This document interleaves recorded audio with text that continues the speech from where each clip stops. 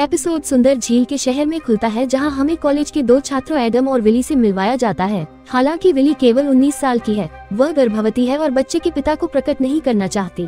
बाद में शाम को वह चर्च में होती है, जहां उसके पिता और बहन काम करते हैं। अचानक एक चीख सुनाई देती है और डॉन जांच करता है कि वे अपने पिता को फर्श पर मृत पड़े हुए पाते हैं और उनके मुंह पर खून लगा हुआ है। बहनों को यकीन ही नहीं हो रहा है कि उनके पिता जैसा स्वस्थ व्यक्ति इस तरह कैसे गुजर सकता है। अगले दिन इस दृश्य में भारी मात्रा में खून की उल्टी से कुछ और लोग उसी तरह से मर जाते हैं और घटनाओं के शुरू होने के बाद से चौथे दिन तेजी से आगे बढ़ते हैं और अब लगभग 50 लोग मौतों की भयानक प्रकृति के कारण अपनी जान गंवा चुके हैं। मंत्रियों को लगता है कि एक छूत की बीमारी फैल गई है और इसलिए वे जल्द ही एक संगरोध शुरू करने का फैसला करते हैं। इस बीच एडम मुर्दाघर में अपने चाचा से मिलने जाता है, जो एक वैज्ञानिक होता है। वो मृतक नागरिकों के रक्त के नमूनों का अध्ययन कर रहे हैं और यह पता लगाने की कोशिश कर रहे हैं कि प्रकोप किस कारण से हुआ। लेकिन घंटों खोजबीन के बाद भी कुछ पता नहीं चल पाया है। यह लगभग वैसा ही है जैसे लोग बिना किसी असामान्यता के चिंतित हुए मर गए। एडम घर लौटता है और अपनी माँ से आग्रह करता है कि उन्हें तुरंत शहर छोड़ देना चाहिए। हालांकि इससे पहले कि वह कुछ कह पाती, उसके मुंह से खून निकलने लगता है और वह भी दर्दनाक मौत से मर जाती है। पूरा शहर सेना के अधिकारियों से घिरा हुआ है, जो शहर की सीमाओं के साथ बिजली की बाड़ लगाते हैं। इसके बाद हमें शो के अन्य नायक क्राइगर बंधुओं से मिलवाया जाता है। दूसरा पट है जो जिम्मेदार और मेहनती है, जबकि छोटा रोडनी एक ड्रग डीलर है जो अक्सर कुछ दिनों बाद तकरार में पड़ जाता है, क्योंकि शहर जारी है तेजी से होने वाली मौतों और सख्त संगरोध के कारण सर्पिल नियंत्रण से बाहर हो जाता है। क्राइगर बंधु कुछ मजे करने का फैसला करते हैं। वे शहर 4 उसके सबसे अमीर आदमी के वाहन शोरूम में घुस जाते हैं और उसके महंगे ट्रकों में से एक में चले जाते हैं। हालांकि काटने वाले व्यवसायी ने उन्हें सीसीटीवी के माध्यम से नोटिस किया और मामले को अपने हाथों में लेने का फैसला किया। उन्होंने अपने समान अभिमानी बेटे चक के साथ अपने भाइयों की खाड़ी का पीछा किया और अंततः उन्हें एक सुनसान सड़क पर ले गए। चार्ल्स तब अपनी राइफल लाता है और उन्हें नीचे उतारने के लिए मजबूर करता है, लेकिन इससे पहले कि वह अपनी अन्य कुटिल योजनाओं के साथ आगे बढ़ सके। गॉड के नाम से एक अच्छा सामरी एक बंदूक के साथ वहां आता है और चार्ल्स को भाइयों को भालू के रूप में कहीं और देखने के लिए भाइयों को अपनी राइफल का उपयोग करने से रोकने के लिए मजबूर करता है। एडम एक जीनियस छात्र होने के नाते सरकारी वेबसाइट में काम करता है और उसे पता चलता है कि 22 साल से कम उम्र के किसी भी व्यक्ति की अज्ञात बीमारी से मृत्यु नहीं हुई है। वह अपने चाचा को इसके बारे में सूचित करने के लिए मुर्दाघर में जाता है, लेकिन उसे फर्श पर मृत पाता है। बाद में वह अपने सबसे अच्छे दोस्त विली से मिलता है और उसे बताता है कि कुछ असामान्य हो रहा है, इसलिए उन्हें तुरंत शहर छोड़ देना चाहिए। जबकि वह भागने के लिए तैयार हो जाता है और अपना सामान पैक करना शुरू कर देता है। दुर्भाग्य से कुछ घंटों बाद उसका पानी टूट जाता है, जिससे वह चलने में असमर्थ हो जाती है। इसलिए वह एडम को संदेश देती है और उसे सूचित करती है कि वह विली को कष्टदायी दर्द में देखकर नहीं आ सकती है। उसकी बहन मेलिसा एक डॉक्टर को बुलाने की कोशिश करती है, लेकिन बाहर की अराजकता के कारण कोई भी प्रतिक्रिया नहीं देता है और वह पहले गॉड से अच्छे सामरी के पास जाती है, जो उसका अच्छा दोस्त भी होता है और उससे उन दोनों की मदद मांगता है। फिर विली के पास जाता है और सहायता करता है उसे एक बच्चे को जन्म देने में। दूसरी ओर एडम एक बार कटर पकड़े हुए शहर की सीमा पर पहुंचता है। दुर्भाग्य से वह सेना के अधिकारियों द्वारा देखा जाता है, जो उस पर गोलियां चलाते हैं। आदम को एक गोली लगती है, लेकिन बुलेट प्रूफ जैकेट से वह बच जाता है, जिसे उसने कई दिनों तक पहना था। लेकिन स्थिति में सुधार के कोई संकेत नहीं दिख रहे हैं। 22 वर्ष से अधिक उम्र के सभी लोगों के प्रकोप के कारण सरकार को अभी भी कोई सफलता नहीं मिली। हेमरित मेलिसा एक दिन चर्च में अनाथों की देखभाल करना शुरू कर देती है। सरकार ने घोषणा की कि वायरस धीमा होना शुरू हो रहा है और जल्द ही संगरोध होगा उठा लिया जाए, लेकिन उसके लिए युवा नागरिकों को सारी लाशें इकट्ठी करके जलानी होंगी। समाचार शेष नागरिकों को आशा देता है और वे तुरंत निर्धारित स्थान पर शवों को इकट्ठा करना शुरू कर देते हैं। इस बीच अपने अभिमानी पिता चार्ल्स के निधन के बाद चक कुछ हद तक एक नेता बन गया है। वह शहर के युवाओं को नियंत्रित करने की कोशिश कर रहा है ताकि वे किसी भी तबाही का कारण न बने। कम से कम उसके पिता अब उनके बॉस को देखने के लिए नहीं है। वह अपनी आखिरी बहन लोना की भी तलाश कर रहा है, जो कुछ दिनों से लापता है। एक समय वह और लड़के आक्रामक ड्रग डीलर रॉनी क्राइगर को एक घर से दवाएं चुराते हुए पकड़ लेते हैं। चक स्थिति को नियंत्रित करने की कोशिश करता है और रोनी को पीछे हटने की चेतावनी देता है, लेकिन सीढ़ी बस नहीं सुनती। इसके बजाय वह अपनी बंदूक निकालता है और लड़कों को गोली मारने की धमकी देता है अगर वे उसके रास्ते में खड़े रहते हैं तो कोई विकल्प नहीं बचा है। चक उसे जाने देता है। हालांकि शाम को जब एक दोस्त उसे एक महिला की तस्वीर दिखाता है जिसकी बीच की उंगली कटी हुई है, चक अपना आपा खो देता है तो वह पहचानता है कि महिला उसी घर की मालिक है जहां से रॉनी ने दवा चुराई थी और यह निष्कर्ष निकाला कि उसने ऐसा किया था उसकी अंगूठी चुराने के लिए। और वह अपने सहयोगियों को इकट्ठा करता है और बदला लेने के लिए रॉनी के घर जाता है।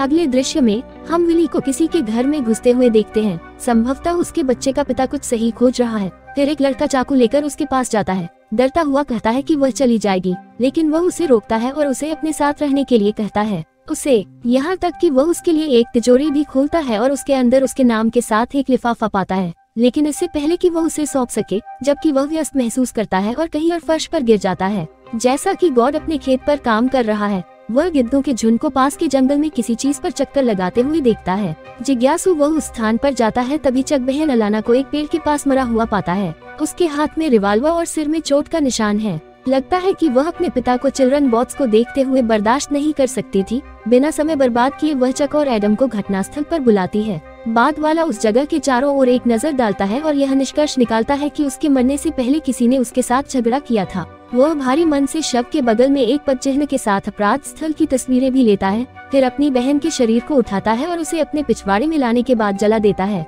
उस शाम चक की दूसरी बहन अमांडा, जो आत्मकेंद्रित से पीड़ित है, अपने किराने की दुकान पर कुछ चिकन बर्गर और फ्राइज तैयार करने की कोशिश करती है। छोटी लड़की का मानना है कि उसकी बहन अलाना जल्द ही घर लौट आएगी, लेकिन उसके अनाड़ीपन के कारण तेल में आग लग जाती है और दुकान का एक बड़ा हिस्सा जल जाता है। शुक्र है कि अमांडा सुरक्षित है, लेकिन वह यह प्रकट करने से बहुत डरती है कि यह उसकी गलती थी। और जब उसका भाई पूछता है कि क्या हुआ था, तो वह झूठ बोलती है कि उसने एक पुराने ट्रक को दुकान में प्रवेश करते हुए देखा।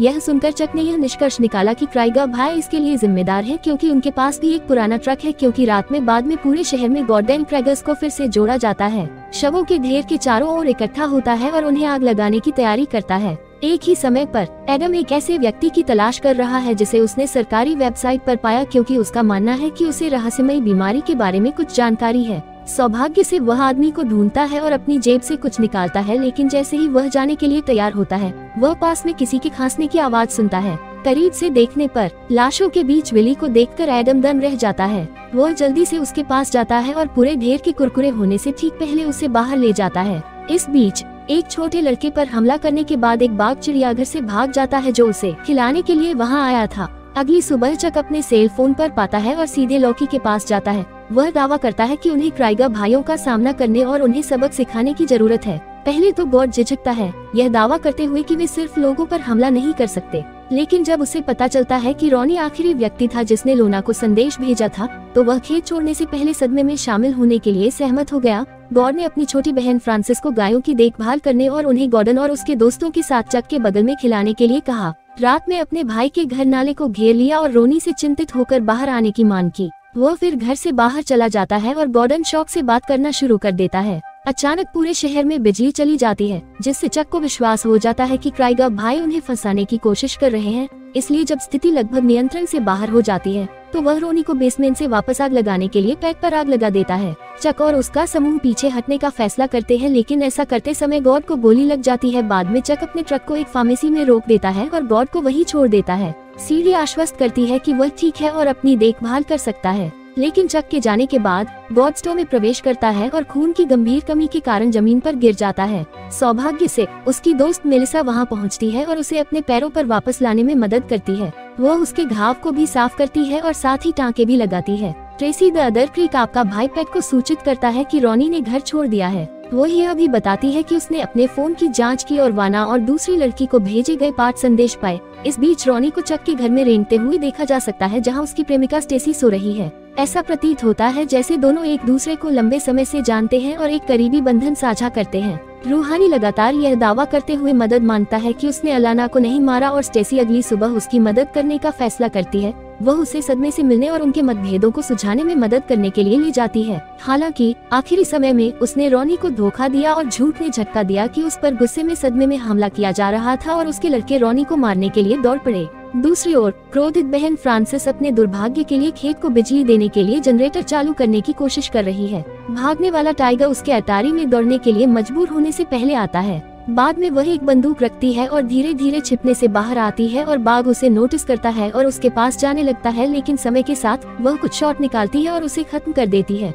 कहीं और एडम और विली ने शहर से बचने के लिए बिजली आउटेज का फायदा उठाने का फैसला किया, क्योंकि अब केवल कुछ सेना अधिकारी बिजली की बाढ़ की रखवाली कर रहे हैं। जाने से पहले वह अपने बच्चे को देखती है और उसे मेलिसा की देखभाल में छोड़ देती है। थोड़ी देर बाद वे सीमा पर पहुंच जाते हैं और सफलतापूर्वक कटर का उपयोग करके बाढ़ को फाड़ देते हैं। आश्चर्यजनक रूप से जब वे बाढ़ से गुजरते हैं तो वे देखते हैं कि उनके आसपास का क्षेत्र ढका हुआ है। बारूदी सुरंगों के साथ उनकी जांच करने के लिए विली के बैग को जमीन पर फेंक दिया और जैसा कि उन्हें उम्मीद थी कि एक बड़ा विस्फोट होगा, बैग पूरी तरह से नष्ट हो गया है और बड़ी मात्रा में नकदी इधर उधर उड़ रही है। तुमने अपना जूता क्यों नहीं फेंका? बेवकूफ एडम ने विली से पूछा कि उसे पैसे कहाँ से मिले, लेकिन उसने दोनों के असफल प्रयास का जवाब देने से इनकार कर दिया और फिर वापस अपने शहर लौट आया। कहीं और रॉनी ने एक आदमी को बंधक बना रखा है जब चक और उसके लड़के उसे उस तबाही के बारे में चिंतित पाते हैं जो उसने पैदा की है। छोटी लड़की अंत में स्वीकार करती है कि वह वही थी जिसने उसी समय सुपरमार्केट में आग लगा दी थी। रॉनी चक को यह भी बताता है कि उसने अलाना को नहीं मारा और बदले में एक आदमी से उसकी सुरक्षा के लिए बंदूक मांगता है